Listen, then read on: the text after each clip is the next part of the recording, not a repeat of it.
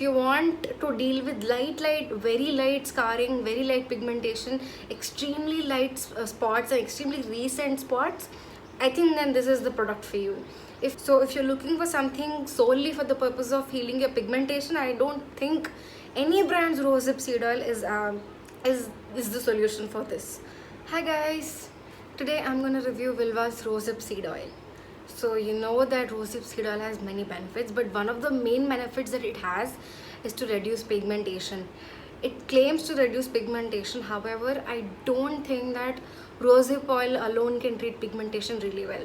So apart from this, I think Vilva's rosehip oil is good, but I don't think it is 100% possible to clear all your pigmentation with this serum alone. So it claims that it has vitamins, antioxidants, essential fatty acids, and it clears hyperpigmentation, scars, stretch marks, and also reduces the appearance of fine lines and wrinkles. And it is a great moisturizer. It leaves skin feel soft and regenerated.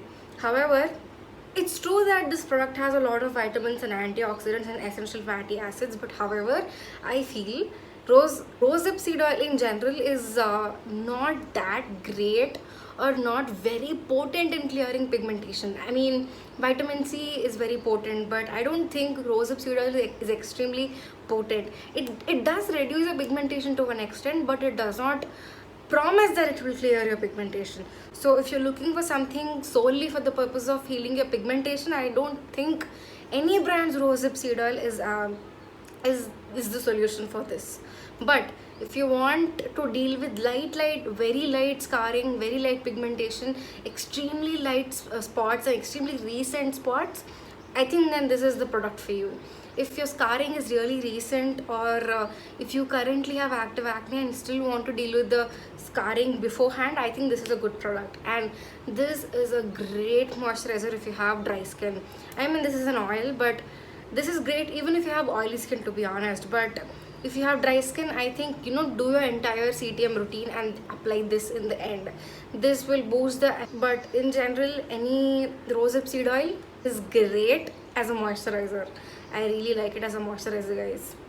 And coming to the texture, I've tried a couple of other rosehip seed oils too, but this is very runny in texture. This is not viscous at all. I have the Good Vibes rosehip seed oil too, and that is very viscous and thick. It sticks a lot, and it is sticky in texture, but this is not sticky in texture. It's extremely watery, runny in texture. And this has a bit of color, so you cannot apply this and go out. This is only for your nighttime skincare routine, or if you're at home. This has a little bit of color. Sometimes what I like to do is I mix this with aloe vera gel and apply it in the morning also. When you mix this with aloe vera gel, the color of this oil does not appear much because this has an orange color tint to it. But if you mix this with aloe vera gel, I think this works really well. I think mixing this with aloe vera gel is one of my favorite ways to use this oil. I either apply this alone with a jade roller in the night before sleeping. Otherwise, I mix a few drops of this in aloe vera gel and apply it on my face. It works as a really nice moisturizer cum serum. So that's it about this review, guys. If you're looking for a good rosehip seed oil, I think this is the one. This and Good Vibes both work really well.